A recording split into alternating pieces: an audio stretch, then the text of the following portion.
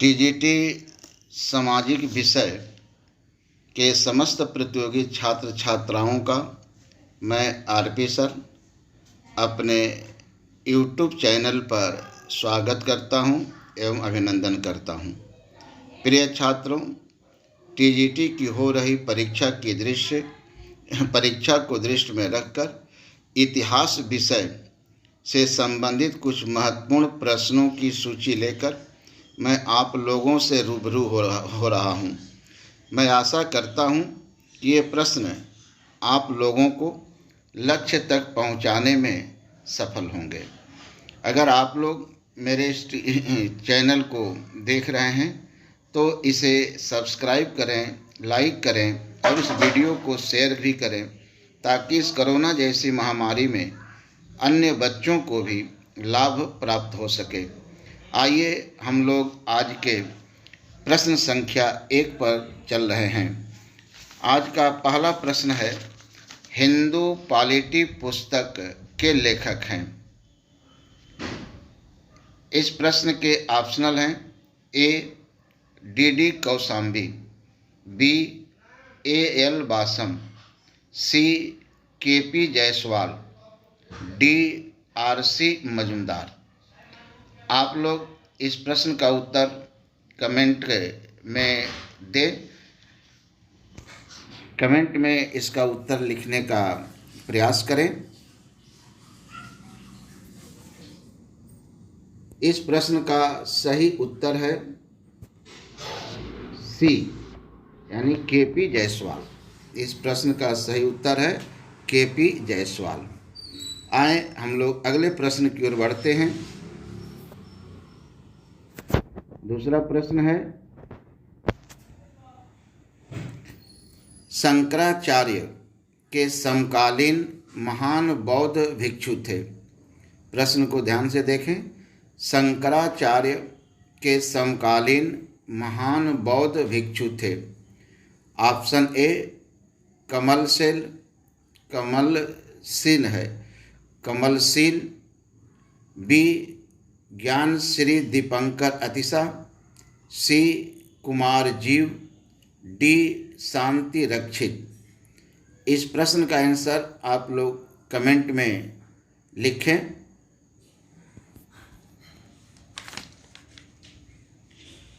इस प्रश्न का सही उत्तर है डी। इस प्रश्न का सही उत्तर डी है। आइए अगला प्रश्न हम देखते हैं। प्रश्न संख्या 3। प्रश्न संख्या 3 आपके सामने स्क्रीन पर है। प्रश्न है, जेतवन विहार को 5 गांव दान में दिया था। इस तरह के प्रश्न आपकी टीजीटी की परीक्षाओं में पूछे गए हैं। जैसे पूछा गया है कि नालंदा महाविद्यालय को किस शासक ने 5 गांव दान में दिया था। उसी तरह से प्रश्न बनता है कि जेतवन विहार को 5 गांव दान में दिया था। आप सभी लोग जानते हैं कि यह विहार जो है उत्तर प्रदेश में श्रावस्ती में था। इस विहार का निर्माण श्रावस्ती के शासक प्रसेनजीत ने करवाया था और महात्मा गौतम बुद्ध को ये दान दिया था। महात्मा गौतम बुद्ध अपना सर्वाधिक वर्षा काल इसी विहार में बिताए थे। आप प्रश्न का उत्तर अपने कमेंट में लिखें। जेतवन विहार को 5 गांव दान में दिया था। इस प्रश्न का सही उत्तर है डी गोविंद चंद। इस प्रश्न का सही उत्तर है गोविंद चंद। मैं समझ रहा हूं कि आप लोग प्रश्न का सही उत्तर प्राप्त कर लिए होंगे। आइए अगला प्रश्न देखते हैं हम लोग। प्रश्न संख्या 4। प्रश्न संख्या 4 देखें। ये बड़ा ही महत्वपूर्ण प्रश्न है। प्रिय छात्रों, जैसा कि आप जान रहे हो कि इस बार टीजीटी की परीक्षा में इंटरव्यू हटा दिया गया है। सब कुछ लिखित आधार पर ही निर्धारित होगा, तो प्रश्न पत्र भी कुछ न कुछ नए सिरे से चेंजिंग करेगा। उसी को दृष्टि में रखते हुए ये प्रश्न की श्रृंखला मैं आपके सामने लेकर के आया हूँ। प्रिय छात्रों, प्रतिदिन 30 प्रश्न मैं आपको लोड करूँगा। उससे जुड़े हुए अन्य प्रश्नों पर भी हम लोग चर्चा करेंगे। अगर किसी भी प्रश्न पर आपकी कोई समस्या है आप कमेंट में लिखें, मैं आपके प्रश्न का उत्तर दूंगा। आप लोग इस चैनल को सब्सक्राइब भी करें, लाइक भी करें, शेयर भी करें, ताकि अधिक से अधिक बच्चों को लाभ मिल सके। आज का चौथा प्रश्न है, किस अभिलेख में वर्णित है कि जयचंद बौद्ध भिक्षु मित्र योगी का शिष्य था? प्रश्न देखें, किस अभिलेख में वर्णित है कि जयचंद बौद्ध भिक्षु मित्र योगी का शिष्य था? ऑप्शन देखें, ए सारनाथ, बी गया, सी कमौली, डी धारा। इस प्रश्न का उत्तर आप लोग कमेंट में लिखें। इसका सही उत्तर है गया। इसका सही उत्तर गया है। गया अभिलेख में जो है ये वर्णित है कि जयचंद बौद्ध भिक्षु मित्र योगी का शिष्य था। आइए आज का पांचवा प्रश्न देखते हैं। पांचवा प्रश्न है, किस गुप्त शासक के सिक्कों पर पलंग का अंकन मिलता है? प्रश्न देखें, किस गुप्त शासक के सिक्कों पर पलंग का अंकन मिलता है? ऑप्शन है, ए कुमारगुप्त प्रथम, बी चंद्रगुप्त द्वितीय, सी समुद्रगुप्त, डी चंद्रगुप्त। प्रिय छात्रों, इस तरह के प्रश्न माध्यमिक चयन बोर्ड की परीक्षाओं में पूछे जाते हैं। जैसे किस शासक के सिक्कों पर बैल का अंकन मिलता है? तो आप जानते हैं इसका उत्तर स्कंदगुप्त है। किस गुप्त शासक के सिक्कों पर मयूर का अंकन मिलता है? इसका उत्तर कुमारगुप्त प्रथम है। किस गुप्त शासक के सिक्कों पर उसकी पत्नी का अंकन मिलता है? इसका उत्तर समुद्रगुप्त के सिक्के हैं। किस शासक के सिक्के पर राजा रानी का अंकन मिलता है? उसका उत्तर जो है चंद्रगुप्त है। प्रिय छात्रों, गुप्त वंशी सिक्कों से संबंधित काफ़ी प्रश्न आपकी परीक्षा में प्रायः आया करते हैं। इन प्रश्नों पर हम बीच बीच में चर्चा करते रहेंगे प्रसंगानुकूल। अगर आप जुड़े हमसे तो आपकी तैयारी एक बार पुनः रिवीजन हो जाएगी। 7 दिनों में काफ़ी कुछ जो है हम लोग सीख लेंगे। इसमें बहुत अच्छे प्रश्न जा रहे हैं, जो हो सकता है कि ये प्रश्न आपकी परीक्षा में आ भी सकते हैं। तो प्रश्न संख्या 5 का सही उत्तर है चंद्रगुप्त द्वितीय। गुप्त वंशी शासकों में चंद्रगुप्त द्वितीय के सिक्कों पर पलंग का जो है अंकन किया गया है। इसे संस्कृत में पर्यंक कहते हैं। यह भी पूछा गया है कि पर्यंक प्रकार के सिक्के किस गुप्त शासक ने चलवाया था? इसका उत्तर था चंद्रगुप्त द्वितीय। आइए आज के प्रश्न संख्या 6 पर हम लोग चर्चा करते हैं। प्रश्न संख्या 6 है, सिंधु सभ्यता के किस पुरा स्थल से पृथ्वी देवी का साक्ष्य मिला है? प्रिय छात्रों, इस तरह के प्रश्न भी आपसे पूछे जाते हैं। जैसे सिंधु सभ्यता के किस पुरा स्थल से मातृ देवी का साक्ष्य मिला है? तो उसका उत्तर मोहनजोदड़ो होता है। इसी तरह से प्रश्न पूछता है कि सिंधु सभ्यता के किस पुरा स्थल से आदि शिव का जो है साक्ष्य मिला है? तो उसका उत्तर जो है मोहनजोदड़ो होता है। इसी तरह से पूछता है कि सिंधु सभ्यता के किस पुरा स्थल से योगी की अवाक्ष मूर्ति प्राप्त हुई है? उसका भी उत्तर मोहनजोदड़ो होता है। प्रश्न संख्या 6 का जो सही उत्तर है वह है ए। प्रश्न संख्या 6 का सही उत्तर ए है, यानी हड़प्पा से जो है वह पृथ्वी देवी का साक्ष्य प्राप्त हुआ है। प्रश्न संख्या 7 पर हम लोग चर्चा करें। प्रश्न संख्या 7 है, दीदारगंज से प्राप्त चावल नहीं है, चंवर है, चंवर ग्रहणी है। तो दीदारगंज से प्राप्त चंवर ग्रहणी यक्षिणी की मूर्ति किस काल के कला का सर्वोत्कृष्ट उदाहरण है? थोड़ा सा टाइपिंग गलत हो गई है, इसको आप देखिएगा कि दीदारगंज से प्राप्त चंवर ग्रहणी यक्षिणी की मूर्ति किस काल के कला का सर्वोत्कृष्ट उदाहरण है? इस तरह के भी प्रश्न आपसे पूछे जाते हैं। जैसे आप देखें, पूछा गया था कि कुषाण शासक कनिष्क की मूर्ति कहाँ से प्राप्त हुई है? कुषाण शासक भीमकडफिसस की मूर्ति कहाँ से प्राप्त हुई है? तो यह दोनों मूर्तियाँ मथुरा से प्राप्त हुई हैं। इस प्रश्न संख्या 7 का जो सही उत्तर है वह है ए, मौर्य काल। चांवर ग्रहणी यक्षिणी की मूर्ति को मौर्य काल विशेषकर अशोक कालीन कला का सर्वोत्कृष्ट उदाहरण बताया गया है। यह मूर्ति लाल बलुए पत्थर से बनाई गई है, जिसका निर्माण अशोक के समय करवाया गया था और वर्तमान समय में यह मूर्ति इंडियन म्यूजियम कलकत्ता में सुरक्षित है। प्रश्न संख्या 8 को देखा जाए। प्रश्न संख्या 8 कह रहा है, चित्रित धूसर मृदभांड परंपरा के जनक थे। चित्रित धूसर मृदभांड परंपरा के जनक थे, ये प्रश्न आपके सामने है। इस प्रश्न को पढ़ें। देखिए, मृदभांड से भी बड़े अच्छे प्रश्न पूछे जाते हैं, जैसे NBPW यानी नार्दन ब्लैक पॉलिश्ड वायर किस काल के हैं? तो मौर्य काल के हैं। इसी तरह से लाल व गुलाबी मृदभांड किस काल के हैं? तो सैंधव काल के हैं। इस तरह के प्रश्न आपसे पूछे जाते हैं। तो चित्रित धूसर मृदभांड परंपरा के जनक उत्तर वैदिक लोग थे। इसका सही उत्तर है सी। उत्तर वैदिक काल के लोगों द्वारा चित्रित धूसर मृदभांड परंपरा को स्थापित किया गया था। फिर 9वां प्रश्न आप देखें। 9वां प्रश्न है, किस चोल शासक ने सर्वप्रथम दक्षिण पूर्व एशिया की विजय की थी? देखिए, यहाँ पर दक्षिण पूर्व एशिया की विजय प्रश्न पूछ रहा है, न कि दक्षिण पूर्व एशिया पर प्रथम आक्रमण पूछ रहा है। तो जहाँ पर इस तरह का प्रश्न आता है कि किस चोल शासक ने सर्वप्रथम दक्षिण पूर्व एशिया की विजय की थी, उसका सही उत्तर होता है राजेंद्र प्रथम। इसका सही उत्तर सी है। इसके बाद आइए हम लोग प्रश्न संख्या 10 पर चर्चा करते हैं। ये बड़ा सुंदर प्रश्न है। महाबलीपुरम किस प्रांत में स्थित है? महाबलीपुरम किस प्रांत में स्थित है? बेटा, महाबलीपुरम वर्तमान समय में जो है वह तमिलनाडु प्रांत में स्थित है, यानी इसका सही उत्तर आपका बी है।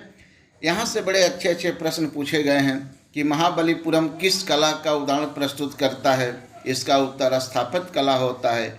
महाबलीपुरम किस काल में कला का केंद्र था? तो पल्लव काल में था। जैसे पिछले बार TGT में पूछा था कि महाबलीपुरम का प्राचीन नाम क्या है? इसका प्राचीन नाम मामल्लपुरम है। यहाँ पर सप्तरथ यानी सप्त पैगोडा का साक्ष्य मिला हुआ है, यानी 7 रथ मंदिर हैं जो पल्लव शासक नरसिंह वर्मन प्रथम द्वारा बनवाए गए थे। इस तरह के प्रश्न भी आपसे पूछे जा सकते हैं। आइए प्रश्न संख्या हम लोग 11 की चर्चा करते हैं। प्रश्न संख्या 11। प्रश्न संख्या 11 को देखा जाए कि प्रश्न संख्या 11 क्या कह रहा है। देख, बड़ा सुंदर प्रश्न है ये कि तुर्कों के आरंभिक भारत विजय का एकमात्र उपलब्ध वृत्तांत है। प्रश्न संख्या 11 कह रहा है, तुर्कों के आरंभिक भारत विजय का एकमात्र उपलब्ध वृत्तांत है। प्रिय छात्रों, इसका उत्तर आप अपने कमेंट में लिखें। ऑप्शनल है ए फुतुह उल बुल्दान, option B Taj ul Maasir, option C किरान उस सादेन, इसको सही कर लीजिएगा, किरान उस सादेन है, और ऑप्शन डी तबकात ए नासरी। इसका उत्तर आप कमेंट में लिखिएगा। कम से कम आप कमेंट में लिखेंगे, आपकी जो समस्या होगी वह लिखेंगे, उसका हम समाधान करेंगे। तो इसका सही उत्तर है डी तबकात ए नासरी। इसके रचनाकार मिन्हाजुस सिराज जी हैं। यह ग्रंथ फारसी भाषा में लिखा गया है और इसे जो है तुर्कों के आरंभिक भारत विजय का एकमात्र उपलब्ध वृत्तांत माना जाता है। प्रिय छात्रों, आपके सामने आ रहा है प्रश्न 11। बहुत सुंदर प्रश्न है। आप देखें, प्रश्न कह रहा है अमीर खुसरो का कौन सा ग्रंथ गद्य में लिखा गया है? यानी अमीर खुसरो के ज़्यादातर ग्रंथ पद्य में लिखे गए, इसमें से कौन सा ग्रंथ है जो गद्य में लिखा गया है? आप उत्तर कमेंट में लिखें, कमेंट बॉक्स में लिखें इसका उत्तर। ऑप्शन है ए तुगलकनामा, बी खजाइन उल फुतूह, सी मिफ्ताह उल फुतूह और डी नू सिपेहर। इसका सही उत्तर है खजाइन उल फुतूह। ये खजाइन उल फुतूह अमीर खुसरो का एक ऐसा ग्रंथ है जो गद्य में लिखा गया है। बाकी तुगलकनामा, मिफ्ताह उल फुतूह, नूह सिपेहर, ये जो है आपके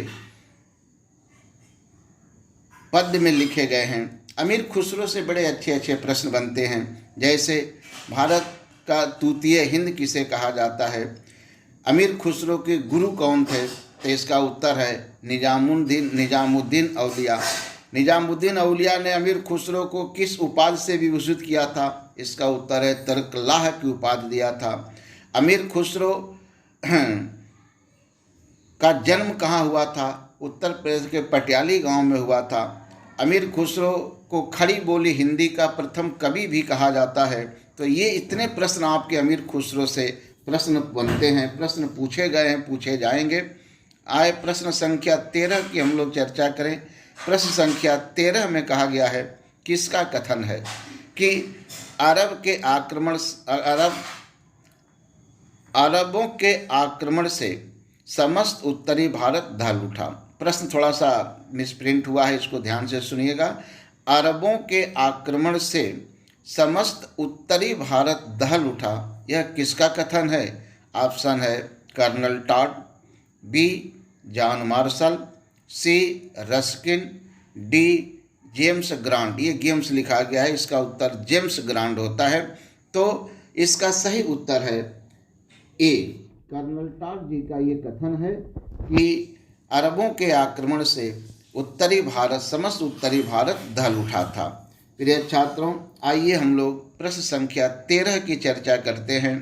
प्रश्न संख्या 14 की, प्रश्न संख्या 13 हो गया है। प्रश्न संख्या 14 आप देखें, हिंदू शाही वंश का किस शासक ने अग्नि में जलकर आत्महत्या कर लिया? ये बड़ा ही सुंदर प्रश्न है, विशेष करके ये टीजीटी में आने की संभावना बन रही इस प्रश्न की। इस तरह के प्रश्न पूछे गए हैं। तो हिंदू शाही वंश का किस शासक ने अग्नि में जलकर आत्महत्या कर लिया? Option A Anandpal, option B Jaipal, option C Ramsevak, option D Bhimpal. इसका उत्तर आप देखें, लिखें। इसका सही उत्तर क्या है? इसका सही उत्तर जो है वह बी है, जयपाल। हिंदू शाही वंश का ये ऐसा शासक था जो अग्नि में कूद करके आत्महत्या कर लिया था, क्योंकि ये अपने बार बार के पराजय के अपमान को सहन नहीं कर सके और अग्नि में जल करके आत्महत्या कर लिए। प्रिय छात्रों, आज का 15वां प्रश्न है और इस तरह के भी प्रश्न बड़े अच्छे आ रहे हैं। भारत में नक्शबंदी सिलसिला के प्रथम प्रचारक थे। भारत में नक्शबंदी सिलसिला के प्रथम प्रचारक थे। Option A Khwaja Bahauddin, option B Khwaja Mahmud, option C Sheikh Abdul Aziz, option D Abdul. इसका उत्तर आप ज़रा सा प्रिंट करें, अपने कमेंट बॉक्स में लिखें। इस प्रश्न संख्या 15 का सही उत्तर जो है वह है ख्वाजा महमूद। ख्वाजा महमूद ने ये जो है भारत में नक्शबंदी संप्रदाय के प्रथम प्रचारक थे। प्रिय छात्रों, आइए प्रश्न संख्या हम 16 पर चर्चा करते हैं। इस तरह के प्रश्न भी बड़े अच्छे आ रहे हैं। प्रश्न कह रहा है, मराठों के इतिहास के अध्ययन का प्रमुख स्रोत है। प्रिय छात्रों, ये इतिहास स्रोत से भी बड़े अच्छे अच्छे प्रश्न पूछे हैं, जैसे मुगलों के इतिहास का स्रोत कौन कौन से हैं, सल्तनत काल के इतिहास का स्रोत कौन कौन से है, प्राचीन भारत में इतिहास का स्रोत कौन कौन सा है। इस प्रश्न का सही उत्तर है डी बखर। ये जो है मराठों के इतिहास अध्ययन का प्रमुख स्रोत है। प्रिय छात्रों, आइए प्रश्न संख्या 17 पर हम लोग चर्चा करें। इस तरह के भी प्रश्न आपकी परीक्षाओं में आ रहे हैं। प्रश्न कह रहा है, जर्मन यात्री मैंडेस्लो मुगल शासक के समय आया था। प्रश्न को थोड़ा सा सही देखिएगा। जर्मन यात्री मैंडेस्लो किस मुगल शासक के समय आया था? ऑप्शन दे रहा है हुमायूं, बी अकबर, सी शाहजहां, डी जहांगीर। इस प्रश्न का सही उत्तर है सी, अर्थात मैंडेस्लो शाहजहां के शासनकाल में मुगल भारत जो है आया था। अगला प्रश्न है प्रश्न संख्या 17। प्रश्न संख्या 18। प्रश्न संख्या 18 कह रहा है, बैरम खां की मृत्यु के बाद अकबर ने सबसे पहले किसे जीता था? प्रश्न है, बैरम खां की मृत्यु के बाद अकबर ने सबसे पहले किसे जीता था? अजमेर, मालवा, जौनपुर, इलाहाबाद। इसका उत्तर सही जो है वह बी है। बैरम खां की मृत्यु के बाद अकबर ने सबसे पहले मालवा की विजय की थी। प्रिय छात्रों, इस तरह के प्रश्न आपकी परीक्षा में आते रहते हैं। आप लोगों से ये आप लोग इस चैनल को सब्सक्राइब करें, लाइक करें, इसे शेयर करें, क्योंकि धर्म करना भी बहुत बड़ा जो है पुण्य होता है। अगर आप किसी का सहयोग करते हैं, आपके थोड़े से प्रयास से अगर किसी का जीवन संवर जाता है तो यह आपका बहुत बड़ा पुण्य का कार्य होता है। बहुत सारे इस कोरोना काल में लोग अच्छे मार्गदर्शक नहीं प्राप्त कर पाए, पढ़ नहीं पाए। अगर कोई प्रश्न यहाँ से फंस जाता है, एक प्रश्न से उनका जीवन सुधर जाता है, तो ये आपका बहुत ही बड़ा पुण्य होगा। उस बेचारे के ऊपर आपका बहुत बड़ा एहसान होगा।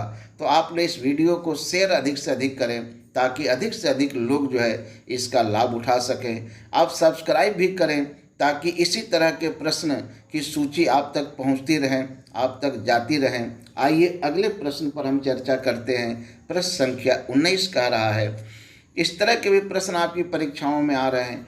दशवंत किसका चित्रकार था? प्रश्न संख्या 19 है, दशवंत किसका चित्रकार था? तो इस प्रश्न का उत्तर है option A Akbar, option B Jahangir, option C Shahjahan, option D Aurangzeb. इसका सही उत्तर है दशवंत अकबर, यानी अकबरी चित्रशाला का जो चित्रकार था। दशवंत को रज्मनामा चित्र का मुख्य चित्रकार बताया गया है। रज्मनामा महाभारत का फारसी अनुवाद है। यह अनुवाद अब्दुल कादिर बदाऊनी द्वारा किया गया था। इस तरह के भी प्रश्न आपकी परीक्षा में आते हैं, जैसे अनवारे सुहेली किसका फारसी अनुवाद है, किसने किया है? रज्मनामा किसका फारसी अनुवाद है, किसने किया है? रामायण का फारसी अनुवाद किसने किया है? तो बेटा आप जान लें कि अनवारे सुहेली पंचतंत्र का फारसी अनुवाद है और इसे अबुल फजल ने किया था। पंचतंत्र का एक और ही फारसी अनुवाद है अयार ए दानिश, जिसे अकबर के राज कवि फैजी द्वारा फारसी भाषा में अनुवाद किया गया था। इसी तरह का एक और प्रश्न बनता है, रामायण का फारसी अनुवाद किसने किया? इसका उत्तर है अब्दुल कादिर बदाऊनी। आइए प्रश्न संख्या 20 पर हम लोग चर्चा करते हैं। प्रश्न संख्या 20 कह रहा है, कर्नाटक प्रांत के किस नगर में स्थित भग्नावशेष मध्यकालीन विजयनगर की गौरव गाथा प्रस्तुत करते हैं? Optional A Bangalore, optional B Hampi, optional C Dwar Samudra, optional D हेलेविड। तो इसका सही उत्तर जो है वह हम्पी है, अर्थात बी। ये कर्नाटक प्रांत में स्थित है और हम्पी जो है वह विजयनगर ये की गौरव गाथा को प्रस्तुत करता है, यहाँ के खंडहर। आइए प्रश्न संख्या हम लोग 21 पर चर्चा करते हैं। बहुत सुंदर सा प्रश्न है ये।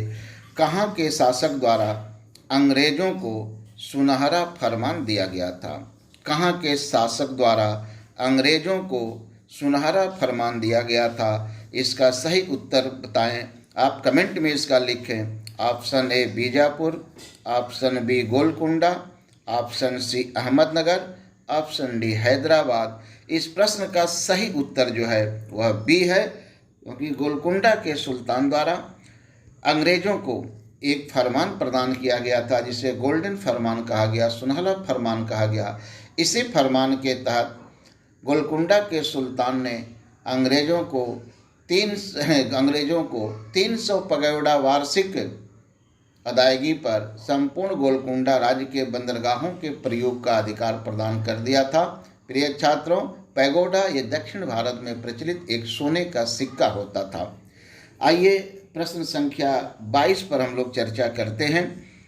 प्रश्न संख्या 22 में कहा गया है, बेलूथम्पी के नेतृत्व में किस जगह पर विद्रोह हुआ था? ऑप्शन है ट्रावनकोर, कीतूर है नहीं, कीतूर, असम, कुर्ग। इस प्रश्न का सही उत्तर जो है वह ट्रावनकोर है। बेलूपंथी के नेतृत्व में त्रावणकोर में जो है वह विद्रोह संगठित किया गया था। प्रिय छात्रों, आज का 23वां प्रश्न है, बहुत अच्छा प्रश्न है। 23वां प्रश्न कह रहा है, ब्रिटिश इंडियन एसोसिएशन के अध्यक्ष थे। ब्रिटिश इंडियन एसोसिएशन के अध्यक्ष कौन थे? ऑप्शनल दे रहा है, ए राधाकांत देव, बी देवेंद्रनाथ ठाकुर, सी प्रशांत मुखर्जी, डी दादा भाई नौरोजी। इस प्रश्न संख्या 23 का सही उत्तर जो है ये है राधाकांत देव जो है ये ब्रिटिश इंडियन एसोसिएशन के अध्यक्ष थे। प्रिय छात्रों, आज का 24वां प्रश्न देखें। 24वां प्रश्न है, मोहम्मडन एसोसिएशन को स्थापित किया गया था। यानी मोहम्मडन एसोसिएशन ये सर सैयद अहमद खान द्वारा जो है स्थापित किया गया संगठन था। यह संगठन जो है वह कांग्रेस, भारतीय राष्ट्रीय कांग्रेस का विरोध करने के लिए स्थापित किया गया था। इस संगठन की स्थापना 1885 ईस्वी में सर सैयद अहमद खान जी द्वारा किया गया था। तो ये 1885 में इसका जो है स्थापना हुई थी। बेटा, आज का प्रश्न 25वां बहुत सुंदर प्रश्न है। महाराष्ट्र का रॉबिन हुड कहा जाता है। महाराष्ट्र का रॉबिन हुड कहा जाता है। इस तरह के प्रश्न बहुत अच्छे आते हैं। जैसे दक्षिण भारत का अरस्तु किसे कहा जाता है, लोकहितवादी किसे कहा जाता है, इस तरह के प्रश्न आपकी परीक्षाओं में पूछे गए हैं। तो दक्षिण भारत का अरस्तु जो है वह महागोविंद रानडे जी को कहा जाता है। दक्षिण भारत या लोकहितवादी के नाम से गोपाल हरि देशमुख जी को जाना जाता है। महाराष्ट्र का रॉबिन हुड वासुदेव बलवंत फड़के जी को कहा गया है। यानी इस प्रश्न का सही उत्तर जो है वो ए है। आप ए को जो है ठीक करें। ये जो है वासुदेव बलवंत फड़के इस प्रश्न संख्या 25 का सही उत्तर है। आइए प्रश्न संख्या हम 26 को देखते हैं। प्रश्न संख्या 26 कह रहा है, 1854 में पहली स्थायी कपड़ा मिल लैडन ने कहाँ स्थापित किया था? ये लैडन जो है अमेरिका का रहने वाला था। ये अमेरिकी जो है व्यक्ति था और इसने जो है भारत आया था और भारत में 1854 में अस्थाई कपड़ा मिल, ध्यान से सुनिएगा, केवल कपड़ा मिल नहीं, अस्थाई कपड़ा मिल को इन्होंने स्थापित किया। और ये अस्थाई कपड़ा मिल जो स्थापित की गई थी ये भड़ौच में स्थापित की। प्रिय छात्रों, आज का प्रश्न संख्या 27 देखें। देश में प्रतिनिधि सरकार की स्थापना की मांग करके कांग्रेस सूर्य के रथ पर चढ़ना और अज्ञात में छलांग लगाना चाहती है, यह कथन किसने कहा है? तो इसका सही ऑप्शनल देखें, A Lord Dufferin, B Lord Curzon, C Lord Reading, D Lord Ellenborough. प्रिय छात्रों, इस प्रश्न का सही उत्तर जो है वह लॉर्ड डफरिन है। लॉर्ड डफरिन ने जो है यह कथन कहा था। इसके बाद आए आज का हम लोग प्रश्न संख्या 28 पर चर्चा करें। भारत का पहला फैक्ट्री एक्ट कब पारित हुआ था? Option A 1881, option B 1871, option C 1882, option D 1861। प्रिय छात्रों, इसका सही उत्तर जो है वह ए है। भारत में पहला फैक्ट्री एक्ट 1881 ईस्वी में जो है वह पारित किया गया था। आज का अगला प्रश्न है प्रश्न संख्या 29। प्रश्न संख्या 29 में पूछा गया है कि 1857 के विद्रोह का कौन एक केंद्र नहीं था? Option A Kanpur, option B Jagdishpur, option C Jhansi, option D Banaras. ये बनार हो गया, रस छूट गया है, बनारस। इसका सही उत्तर है ऑप्शन डी, यानी बनारस जो है वह 1857 के विद्रोह का जो है केंद्र नहीं था। आज का अंतिम और 30वां प्रश्न देखा जाए। बहुत ही अच्छा प्रश्न है। इस तरह के प्रश्न आपकी परीक्षा में आ सकते हैं। वैनगार्ड के संपादक थे। ये वैनगार्ड अंग्रेजी भाषा में प्रकाशित पत्र था। ये किसके द्वारा संपादित किया गया था? Option A M N. Roy, option B Ghulam Hussain, option C Ahmed, option D Amrit Dange. इसका सही उत्तर जो है वह डी है, अर्थात इसका सही उत्तर ए है। यानी एम.एन. राय ने जो है ये वैनगार्ड पत्रिका को जो है वह प्रकाशित किया था। प्रिय छात्रों, ये आज 30 प्रश्न आप तक मैं पहुंचा रहा हूं। अगर आपको ये प्रश्न अच्छे लगे, क्लास में जो कुछ बताया हूँ वह अच्छा लगे, तो आप लोग इस चैनल को अधिक से अधिक संख्या में सब्सक्राइब करें, लाइक करें और शेयर करें, ताकि अन्य लोगों का भी जो है हित हो सके, अन्य लोग भी जो है इस वीडियो का लाभ उठा सके। धन्यवाद, शुभकामना। आप जहाँ रहें सुरक्षित रहें, सही रहें, धैर्य से पढ़ें, अपने लक्ष्य को प्राप्त करें, यही हमारी कामना है।